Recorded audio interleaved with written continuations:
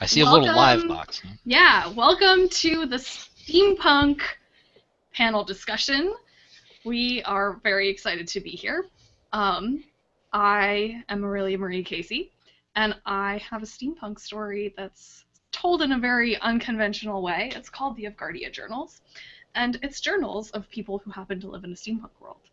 So that is why I'm here. All right,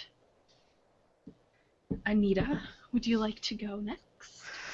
Okay, well, I'm Anita Stewart. I'm from Canada, and I got several steampunk stories in various anthologies and a couple of steampunk novels in the works, some regular ones and a couple of horror-based ones. Anyway, so that's why I'm here. I'm noticing your goggles and your top hat and your ship in the Yeah, background. I I'm figured they very were nice excited about backgrounds. those. Oh, Adam is acquiring his as we speak. So why don't you go next, Garen? Well, my name is Garen Whited. I'm a epic fantasy, high fantasy author with some steampunk leanings. I have a short story right now on Amazon called Clockworks. The basic premise there is that the Daniel lost his daughter to some unidentified reason, disease, something. So he decided to build a new one. Yeah, and it's It very. reminds me a little bit of Battlestar Galactica. And it doesn't end as badly. I've also got a fantasy series going on with a high fantasy world that is slowly being influenced by a more modern Connecticut Yankee type character, which is moving into kind of a high fantasy steampunk direction as they slowly start to go, you can do that? It doesn't take magic? Well, it works better with magic. Oh. So, that's where that's headed, apparently. So far, so good there. Cool. Next! Liz? Hi, I'm Liz Hennessy. My pen name is E.A. Hennessy, and I am in New York in the United States. And I recently published a book called Grigory's Gadget, which is the first book in my Gaslight Frontier series, which is a steampunk young adult sort of gaslight fantasy sort of pirate adventure novel about a group of friends who are trying to leave a sort of dystopian authoritarian place that they're not happy because of all those things, and en route to their new home they get kidnapped by pirates. Kidnapped by pirates. That's always fun. Yay, pirates! I want to see pirates get kidnapped by other people, Well, that's a good idea. Ninjas take over the ship and kidnap them. Except usually they don't call it kidnapping, they call it arresting, right? Yeah. I suppose we could Shanghai If it's pirates. the Navy, I suppose. Yeah. That sounds good, though. All right, Adam, your turn. All right, I am Adam Dries. I am the author of The Yellow Hoods. There are 4 installments currently. This is a world that I created set around the time they're inventing the first steam engine. In this world, fairy tale and nursery rhymes have been made real-world events and people. So I take silly things like rub-a-dub-dub, and I transform that into a secret society named the Tub that's led, of course, by a butcher, a baker, and a candlestick maker. I refer to it as emergent steampunk because what I do is I really weave into the tale as the story goes on. The inventors and invention initially taking you from a small mountain town, and by book 4 you've got airships and rocket packs and whatnot. So that is my main endeavor. Sweet. So, what is the common thread that ties all of the various types of steampunk together? In each Gadgets. viewer's opinion. Gadgets. Yeah. Gadgets. Yeah? Anachronistic gadgets. I would say Yeah. inventiveness that leads to the gadgets, but I would say that idea of tactile, we live in a world today that almost really is magical. You're given a little box and you're told this thing can talk to anybody on the planet. We have no relationship with how it's made. And I find Like the technology we're using right now to have this conversation. Yes, exactly. This clairvoyance meets, envisioning. If we talk to people, a couple of hundred years ago, they'd go, "You're crazy." But I find, for me, this is about an era where, you still had a physical relationship with the things, and whether that you make that concrete in your story or just kind of allude to it. I think that's part of the charm. It's a level of technology that isn't just a magic mirror on the wall. It's I open it up and I look at it and I go, hey, that's broken. I can fix that. There's a squirrel in there. Oh, now it works. Oh, no, wait. It's supposed to be in there. It's running around in the little wheel. Put it back. Stuff like that. Yeah, the concrete technology rather than the magical technology is definitely part of the steampunk mythos and part of its appeal, but also the kind of the level of technology, the idea that we could have gone a different way maybe than going straight into the electronics and the tubes and all that kind of thing, or at worst we made it to the tubes and stopped there, kind of like in the Lensman series by Doc Smith. Tubes. They never got to the transistor and the integrated circuit chip, and yet they're going interstellar, intergalactic even, but focusing more on the people than on the technology. People are a vital part of the story, because as wonderful as the technology is, you still got to have somebody there to run it, as opposed to, I don't know, MailChimp and all that automation stuff that I really don't understand. But yeah, that's just me. It's magic. It makes everything better. I'm a fan of magic. And I thought I was a wizard. Apparently, I'm not. I like, I like using magic with my technology.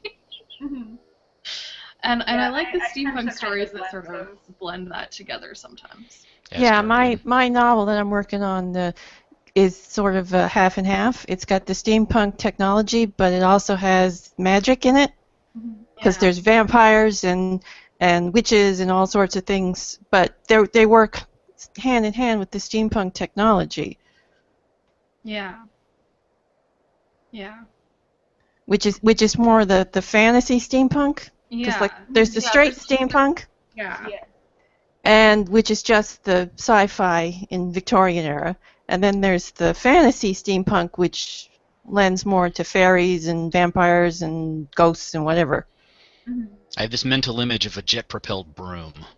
Yeah. Ooh, that would be fun. That would be fun. Always happy to help. My story is the Emperor has decided that everyone who has magic is not allowed to exist anymore because he wants all the magic for himself. And so the steampunk sort of emerged as he eliminated all of the other people who have magic. So the story starts with one girl being her powers are coming out, but she doesn't believe in magic, so she thinks she's just going crazy. And there's this other character who's trying to protect her and keep her from being noticed by the Emperor, and so. I think another common thing, it'd be interesting to hear everybody else's opinion, I think is also the relationship between people and some more elaborate dress.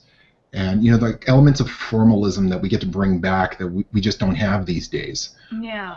And I think that allows for, almost like different classes of relationship between people, whether they're referring to each other by,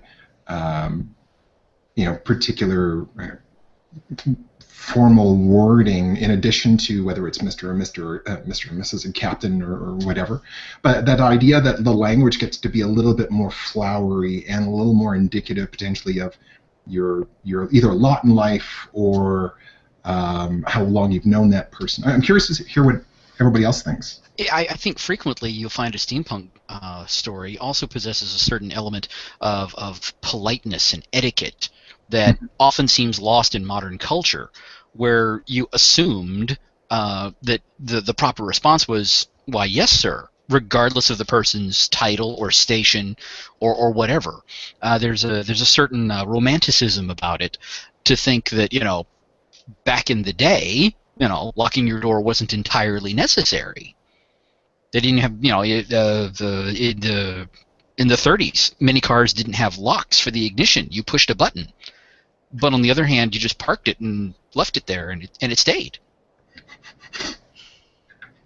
You know what I mean? That's really an interesting philosophy, because cars are starting to have push buttons to start them again. Yes, but now you need some sort of magical digital key on you before the button will actually turn on. So cars are becoming magic. Oh, great. I like that analogy for like the electronics being magic and the mechanics being just Well, gadgetry. any sufficiently advanced technology.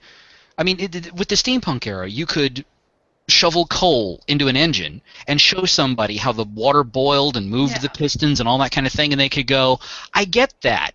Okay, it's not demons being let out of the rock. Okay, no problem. On the other hand, you show them, like, an iPhone, and they go, you can't explain that. You just can't. You can't open it up and go, see? Well, I think you can, but it takes like 4 or more Yeah. years of electrical engineering studies. Yeah, exactly. And if you're talking to, the guy in the shining armor with the sword going, demons in a box, poke, poke, poke. Hey, you're going to crack the screen. Stop smiting my demons. I need my technological demons.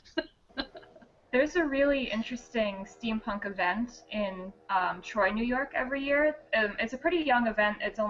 This year is going to be its 3rd year, but the premise of it is basically like a magic versus technology, where they have a character, Queen Mab, who's loosely based on like the Shakespearean character, and she's kind of on the side of magic. And then I see where this is going. And then they have a professor whose name escapes me right now, but they kind of have challenges that they'll do back and forth, and throughout the event there will be little stage scenes where one of them's getting the upper hand on the other, and they have like maker competitions and things like that.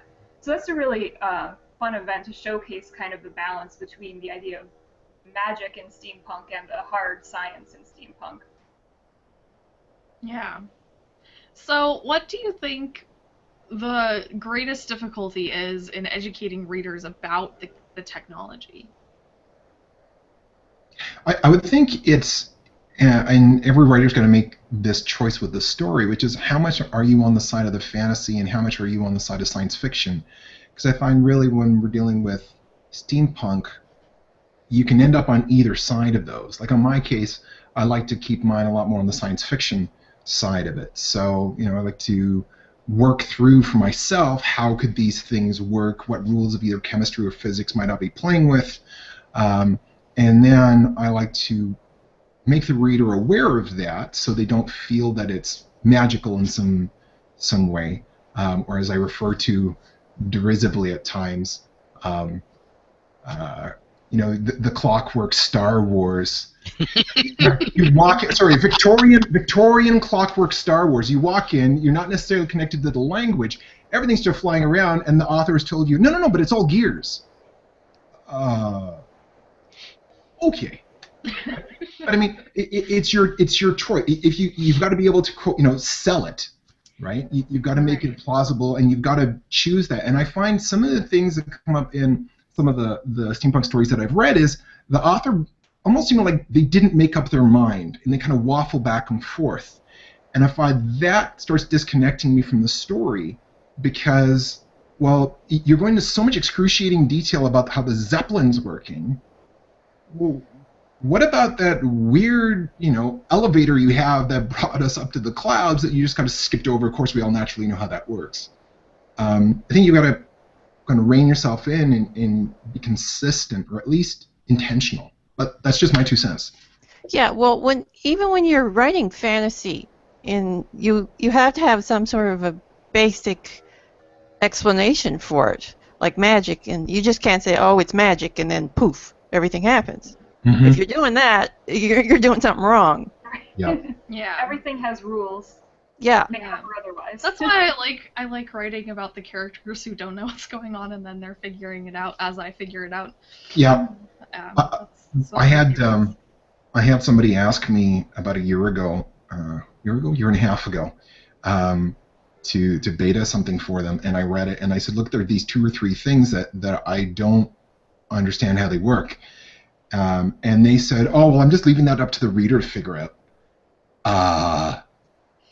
Okay. Aren't you the writer? Didn't you create this world? Shouldn't you know how it's all, Here's the start, connected? here's the end. You can figure out the rest. Yeah, it's like there's a I romance. only know one person who reads books like that. He reads like the first page, and then he reads the last page, and then if he can't figure it out, he'll pick a page in the middle and he'll just try and guess. But he's the only person I know who reads that way. One Not person. mental That's many, exercise. many hundred. Not really a reader. Well, all things considered, yeah. Yeah, I don't know. I think one of the problems with defining steampunk to most people is that they don't have much of a frame of reference. I mean, fantasy, everybody knows what fantasy is. Science fiction, oh, everybody knows what science fiction is. Space opera, okay, it's a subset of science fiction, but it's kind of obvious, Star Wars. We don't pay a lot of attention to the technology, it just works. So it's more space opera kind of thing. But steampunk, have you seen The League of Extraordinary Gentlemen?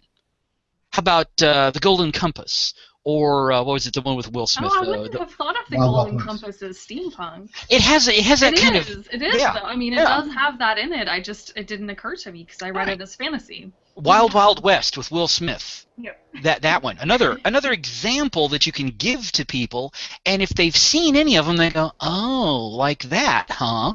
It may not define it, but it gives them a framework around which to build a better understanding. It's like the lies we tell the children in school.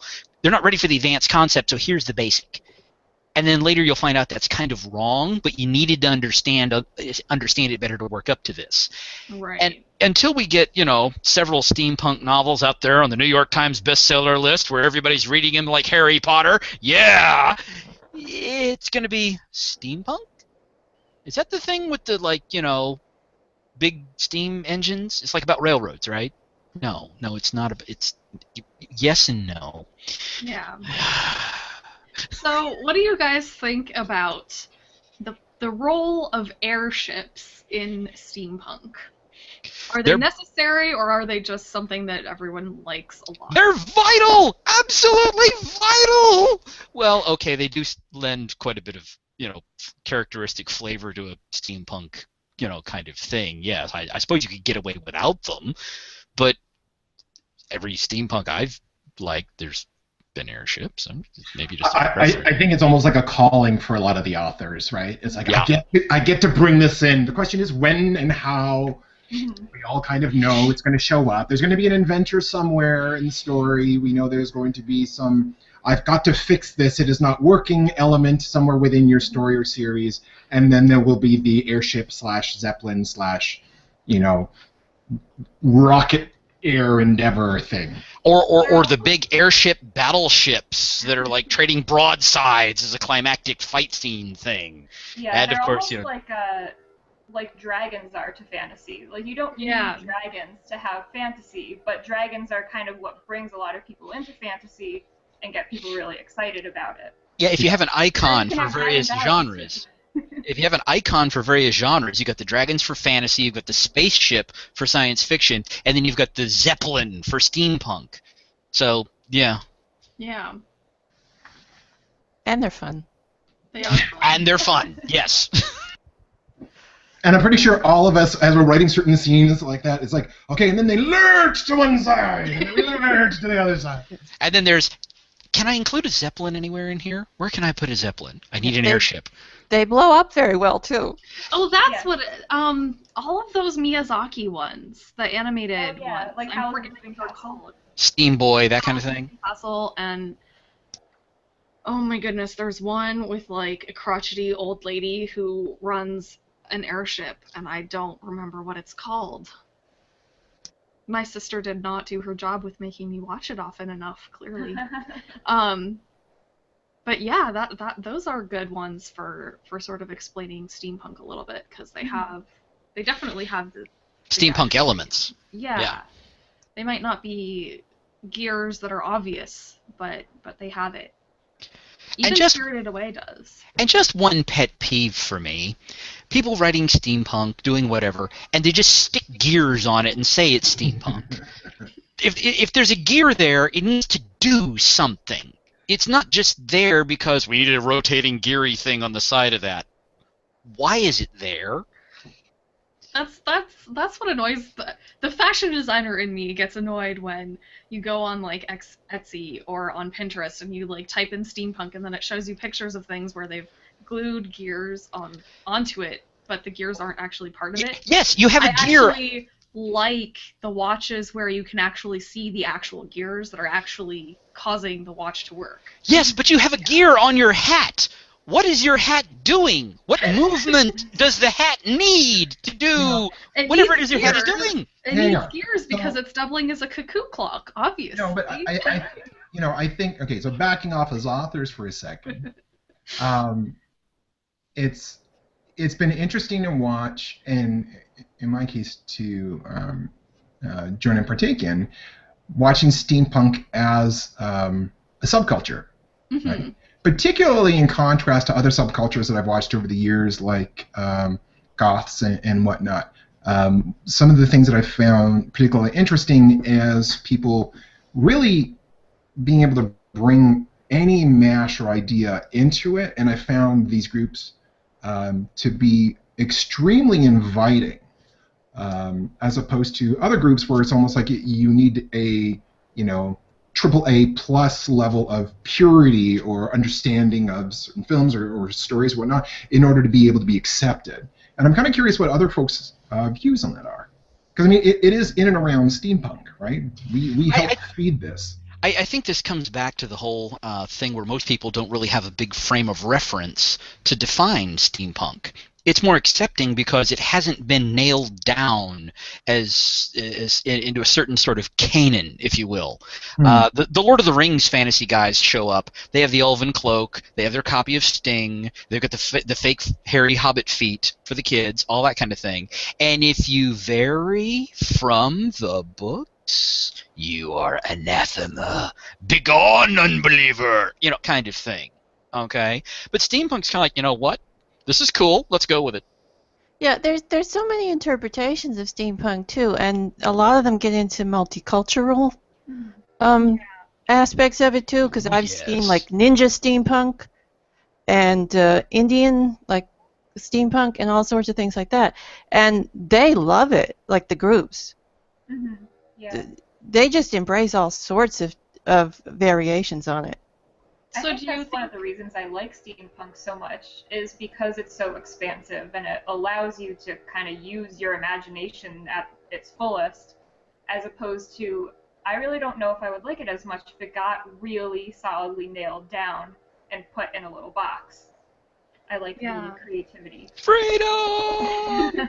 Do you think that's one of the things that appeals, I guess, to people in general, is how open it is to playing with the ideas, right? Because we've already talked about the science fiction side versus the fantasy side and how you can blend that, and it's harder to do that in almost all of the other.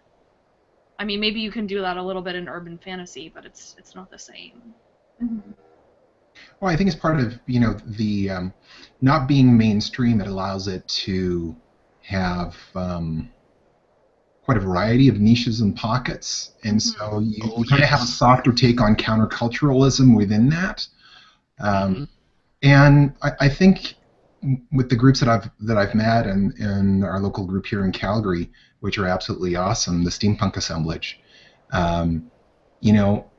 regardless of what you bring to the table, everybody will marvel at.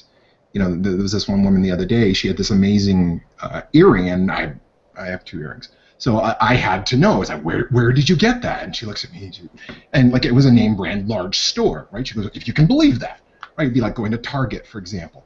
But the stuff that people made, they had these elements where, regardless of their job, or other elements of their life, they got to bring this small thing, and it didn't take a lot of effort or time or money to be able to show an element of their own uniqueness. And I think that I think it was maybe Liz who's mentioning something along those lines, but I think fantasy, you've got the Tolkienists, right, and you've got other pockets, and I think while steampunk is still in this earlier stage without any kind of dominating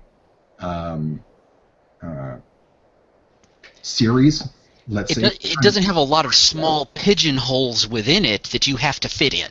Yeah. It's a larger category where you're free. as somebody mentioned earlier. It's more of a spectrum than a like crayon box, right? Like the colors all bleed together instead of being Yeah. delineated. Yeah. And you've got a couple of even sub genres in steampunk, like diesel punk and clog punk too. So, I mean, you can play a lot in the genre. Yeah. Yeah. So what's your favorite part of steampunk? Oh, messing with the history.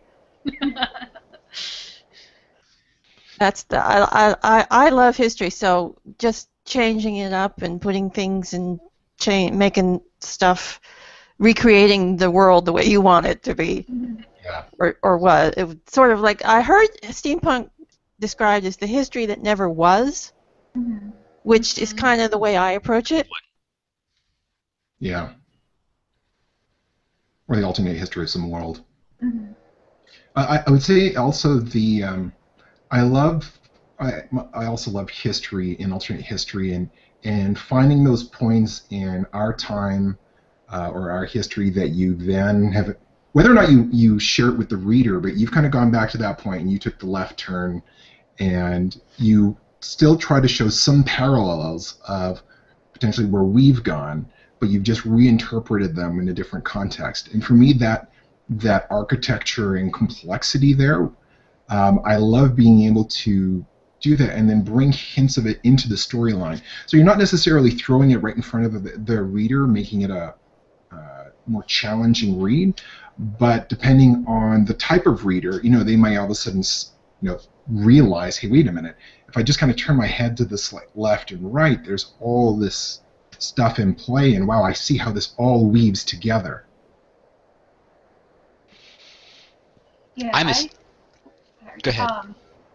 In the story that I wrote, it takes place in a fictional world, so I had a lot of fun with world building based on Victorian elements. And one of the things that I really enjoyed was kind of taking things that had a little bit faded into obscurity over time. You think about historical technologies and people know certain things, but other things just kind of get lost because they were replaced by better or usually safer things in the future. But like one of the examples that I have in my story is side wheel steamships, and like you don't really know that they were a thing if you're not, a big history buff or doing steampunk research. But they were steamships that actually had giant side paddle wheels. And they just look really cool. And as soon as I saw a photo of one of them, I was like, oh my god, that has to be in my story. So it's just really neat because these are things that did exist in the real world. But because they've faded into obscurity, they almost take on this fantastical element because no one really recognizes them anymore. That's one of my favorite things about steampunk is the development of technology. Again, I have a fantasy world where you've got a kind of Connecticut Yankee and King Arthur's court feel going on. Modern man meets mythological, universe, and slowly more technological things are being I don't want to say invented, but possibly reinvented and introduced, and their function is maybe good, maybe not. But it all goes better when you put a spell on it, when you put magic into it, to kind of gloss over some of the more difficult engineering details. Because again, he's the main character's a physics guy, not an engineering guy, which is a very, very big difference. But on the other hand, yeah, it's huge. Trust me, I know. I'm a physics guy, not an engineer. I'm an engineer. See, there you go.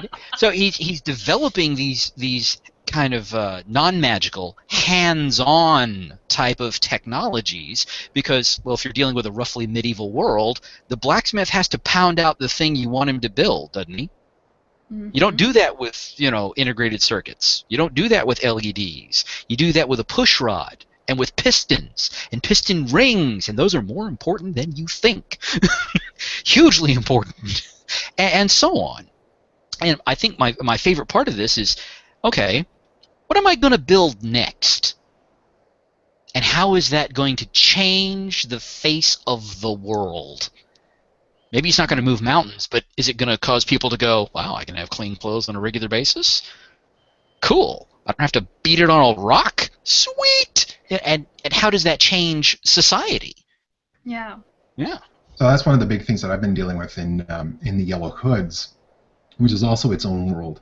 But because it's been emergent steampunk, you do have this social friction and the implications playing out of, significant technological change for one group, being more advanced than another group, and then how does that upset things politically, right? How do former enemies kind of ally against folks? It's like, well, I want to steal your technology. I haven't been able to steal it, so the only thing I can do is to try to bring social devastation to you. And how quickly are people? How quickly can you play on people's fears, right? To kind of turn them against something as it goes from you look at it in awe to now you look at it in fear, right? It doesn't take much to do that. Kind of like the original steam engines when they started getting put into textile mills. You're replacing hundreds, if not thousands, of workers because the steam engine has 40 horsepower and does the work of 100 men. Yeah. Well, what happens to the people now?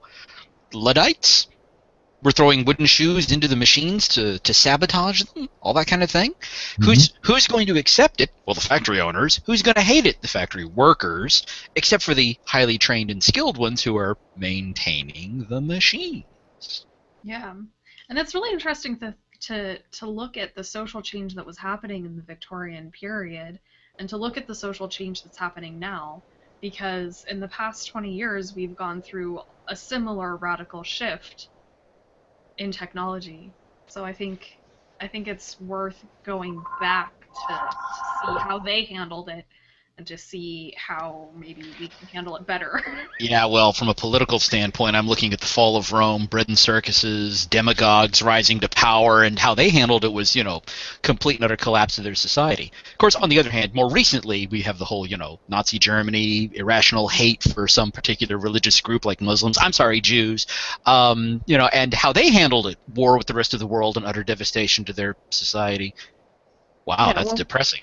Well, politics are a big part of steampunk, Yes, yes, they are. I've got anarchists in one of my novels that I'm working on, and they're going around the city blowing things up. So, I mean... well, anarchists are never really a danger because they can't get organized enough. Well, there's more going on with the anarchists. They're sort of being used by someone else. So Yeah, manipulated anarchists. They don't know they're being organized. Anarchists. They don't know they're being organized. Okay, that'll work. Well, actually, they're more pawns to be thrown at the vampires so the other guy can get his... Oh, vampires hate that. My big fantasy novel is a vampire novel. The narrator, the main character is, and he didn't ask to be one. I don't want to be a vampire. Why did you do this to me? Well, And yeah, my vampires like being vampires. it grows on him. It's like, let me get this straight. I'm strong. I'm fast. I'm immortal. The vampires and the humans have made up in the start of my book. So well, that sounds like it's one big happy society. Yes, it sounds like an absolutely delicious arrangement. Anarchists. Yeah. Yeah, my pirates are really trying to overthrow the government and cause a revolution. They're not really trying to be just pirates. They're just pretending. So they're not only raiding shipping, but they're trying to raid a country. Yeah, well, what they're doing is they're almost being Robin Hood-like. So they're stealing from the government and stockpiling so that when they have their revolution, they have more supplies than the government does. Why do I have this funny feeling there's some pirate sitting back going, my plan is going perfectly, I'm immensely wealthy, all my pirate pawns are out there collecting things for what they think is a good cause. Then I'm going to swipe it all and leave. That could happen. I don't know. It hasn't happened yet, but it could. No, I haven't snuck a peek at your outline. So,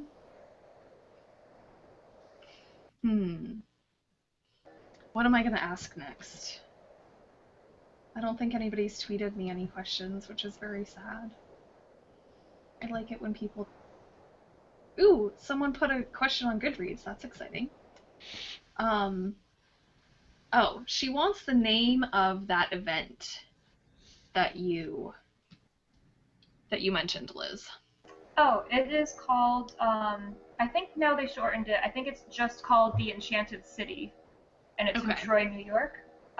Originally it was Queen Mab's Enchanted City, but now I think it's just The Enchanted City. Okay, that was in Troy, as in the fall of Troy, New York? Yes. Okay. Yes. I didn't hear the name very clearly, and I wanted to make sure I knew. Yes. Yep. No, I didn't post the question on Goodreads. It wasn't me. It was someone No, it else, was I swear. okay. See, there you go. So I just posted the answer back in Goodreads in case anybody reads the thread without watching the video. Right. But we're too entertaining to ignore. Maybe not. I don't know. So how do Victorian standards of etiquette play into the melting pot of steam? Ooh, right off the top of my head, the standards of etiquette. There's a French phrase that doesn't translate very well called comme il faut, which means what is done.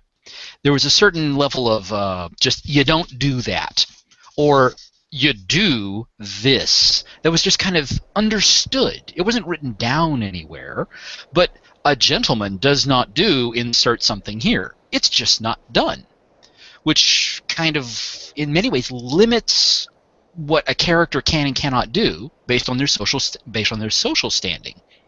The guy from down there at the edge of the Thames who's living in poverty and squalor really doesn't have any compunctions about a lot of the things that, we would consider less than noble, whereas a proper gentleman would never dream of stooping to such depths.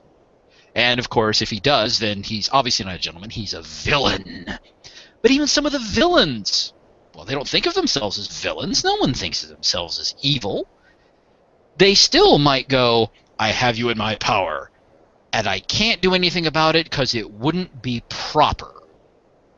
And that word, proper, becomes very important when dealing with a Victorian kind of setting, because sometimes how you perceive yourself is more important than, achieving some nefarious goal, which can also be used to the hero's advantage as well as a major major hindrance. Yeah. That kind of thing. Yeah, well, most of my characters are not gentlemen, so etiquette does not come into play too much with my stories. Although I did a couple of them, like the one I wrote, Christmas steampunk story I wrote, it was very etiquette-ly.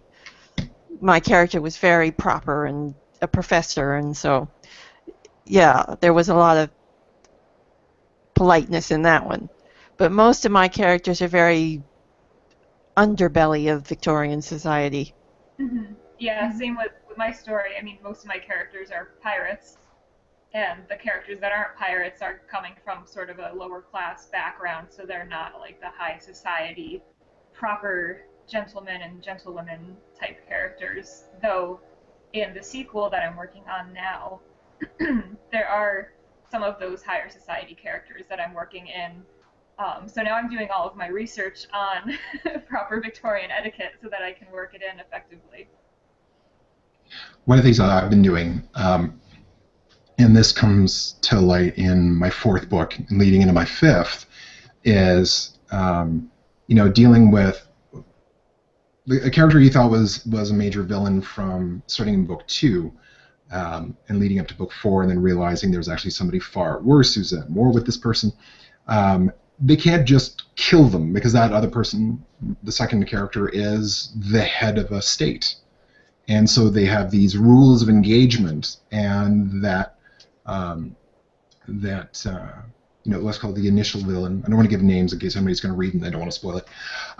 But that person ends up being able to outsmart the villain who shows up in book 4 by being able to say, well, you're going to have to give a trial, and I've actually spoken to delegates from other countries, and actually all of a sudden the upper hand is turned.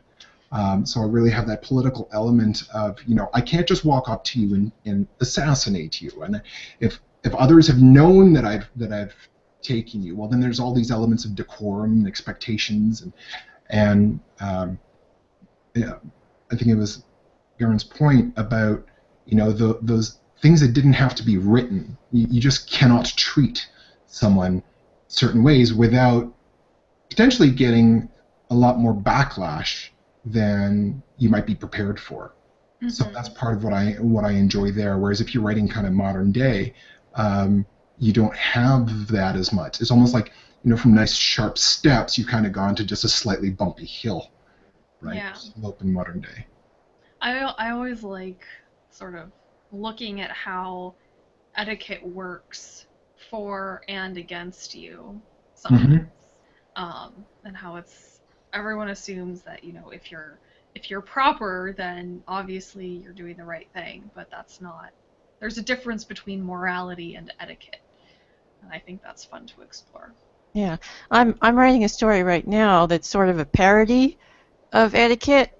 It's a detective steampunk, and the two characters are very proper and very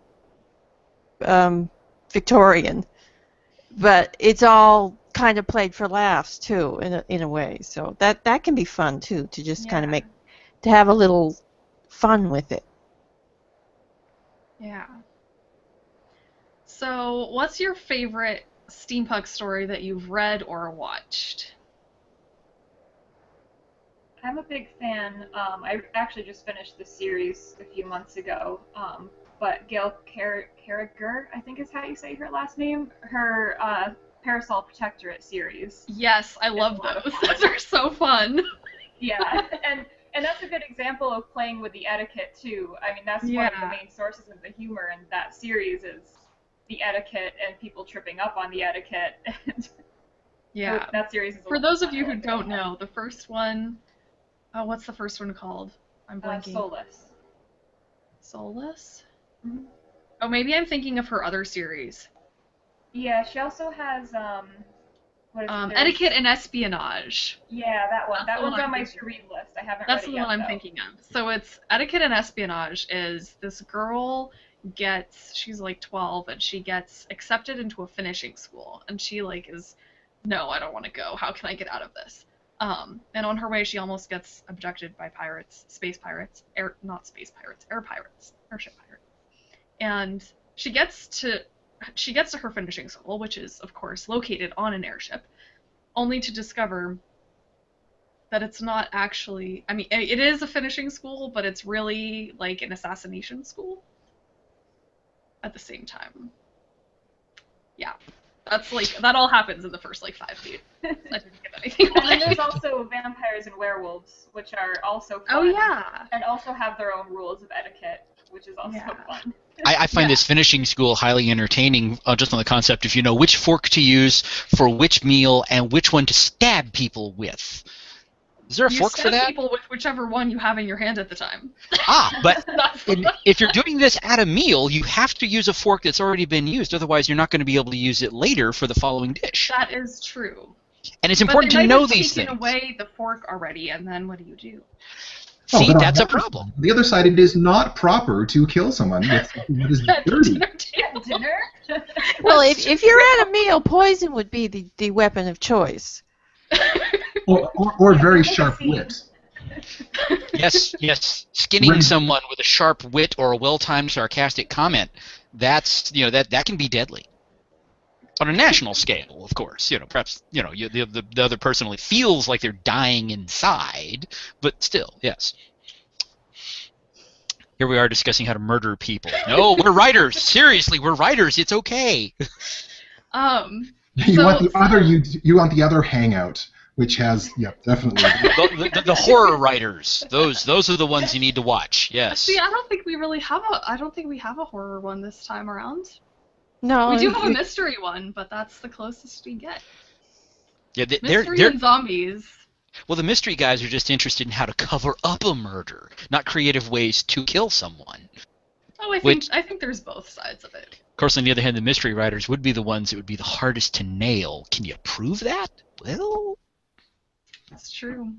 Speaking of mystery, what do you think of including Sherlock Holmes in the steampunk collective? He's a wonderful, wonderful character, and it is kind of, well, cliche, actually. I mean, don't get me wrong, love Holmes. The original Arthur Conan Doyle, the more recent Benedict Cumberbatch Sherlock show. He's a beautiful, wonderful character, and someone like him in a story, yeah, if done well, it's beautiful, but it's still kind of, it's space opera, and you've got blasters. Yeah, it kind of brings a gravity with it, right? Which can distract your whole story. Yeah. So I think even just making reference to that, you've got to really be careful. You start changing expectations of the reader subconsciously, right? So Yeah, yeah, if they're familiar with Sherlock Holmes, they start to think, is he going to make an appearance? Is this a mystery I need to be paying attention to the clues because I might be able to solve it? Or not? Yeah. and then start getting disappointed. It's like they're waiting for Holmes to show up. It's like, no, Yeah. it was a passing reference. Yeah, absolutely. Well, actually, that short story I mentioned about the parody is actually the two detectives are actually rivals of Sherlock Holmes. Hmm. So it's like throughout the whole story, she's like, Sherlock Holmes is just horrible. So, I mean, Just an awful person. well, no, she just hates him. Oh, okay. She hates him because he's always the one that gets the jobs and the cases and the glory. Hmm. I think So a parody for those types of heavy figures that bring a lot of baggage with them. Yeah. It works in a parody because really to have a good parody, you need something the reader's already familiar with. So I think in that sort of scenario, that works really well. Yeah. But if you're kind of trying to reinvent Sherlock Holmes, then that's where people run into trouble. Or just tell a kind of Holmesian tale from a different perspective, other than the perspective of John Watson, his personal chronicler. Mm-hmm. Yeah. You don't see it. You don't see a lot of stories about Sherlock Holmes's, cocaine addiction. We just know that it's there. Yeah. See? Yeah. So, what should we talk about that we haven't already talked about?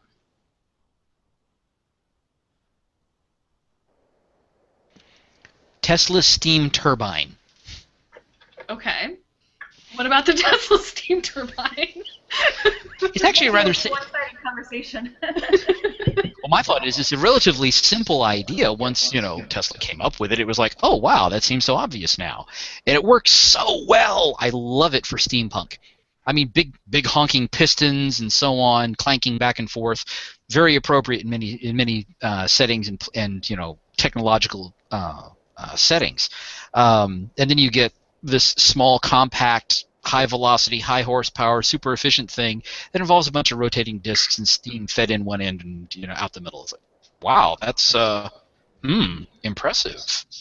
So when you're writing steampunk and paying attention more to the technology as opposed to it's a steam-driven thing, it does this. If you want to have some sort of justification for why it's got such a high power output, I strongly recommend looking up Tesla's steam turbine. Very useful gadget, that. Actually, I'm curious on everybody's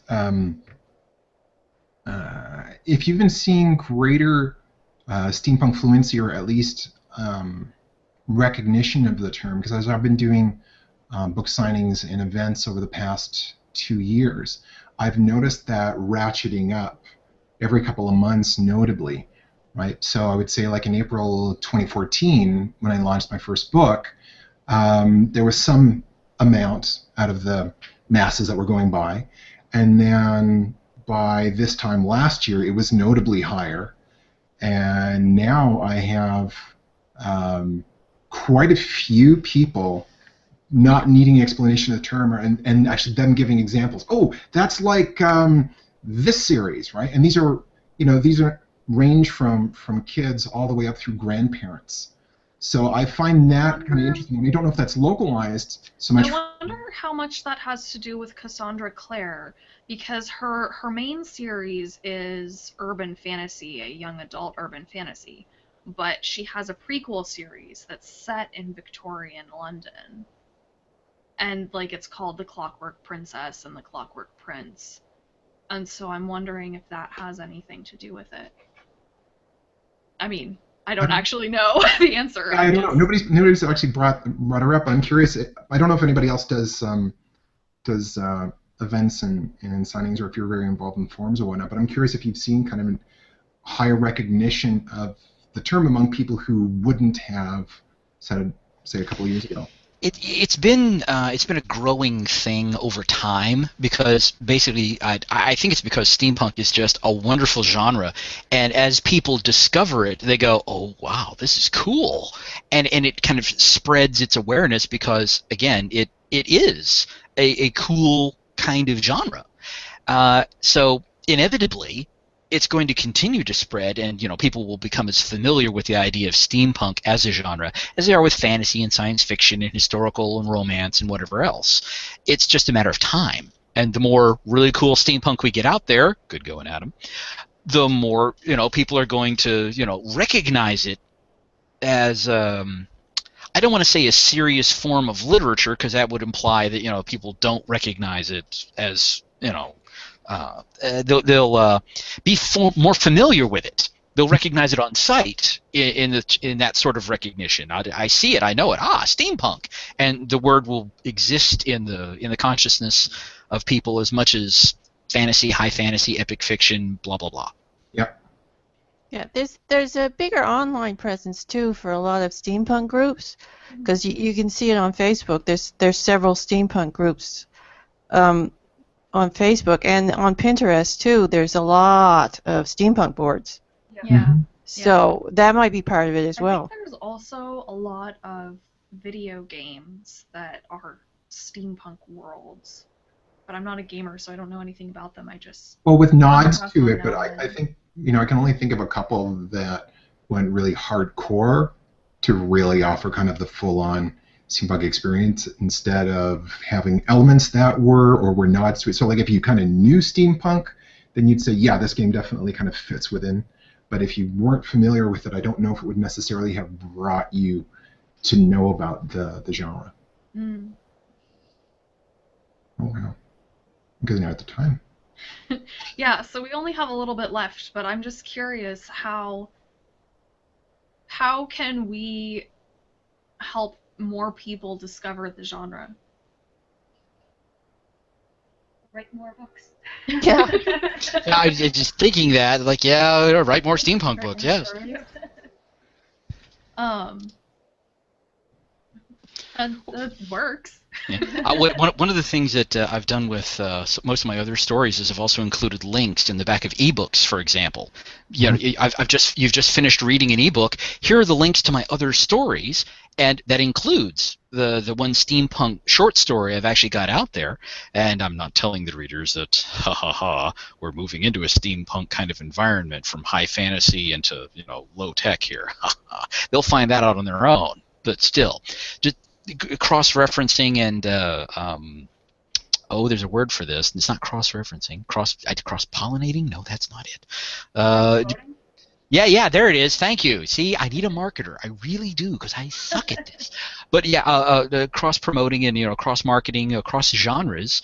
With everything else you've got, somebody goes, well, this looks interesting. Doesn't know anything about steampunk, but I liked what you already wrote.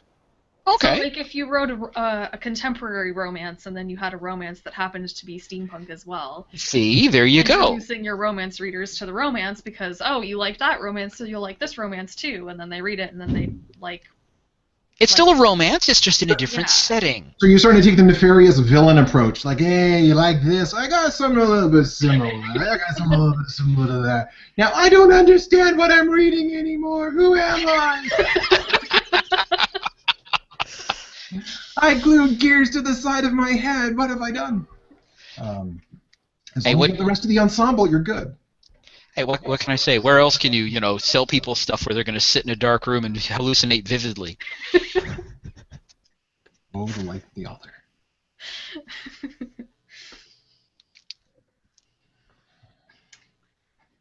Well, thank you all for entertaining us with tales and anecdotes and thoughts. We're writers. It's what we do. Don't belittle yourself. Thank you for having us over at your hangout. Yeah. Thank Yeah. you very much for Yeah, having it us. was nice. I hope you all had fun. And the next panel is multiculturalism in fiction, at 4 Pacific, which is I think 7 Eastern, and other times and other time zones. So if you want to continue with the panel discussion experience, that is when that will be. So thank you all again. Thank you. Thank you. Yeah, It's been a thank you. pleasure to sort of meet everyone. Sort of.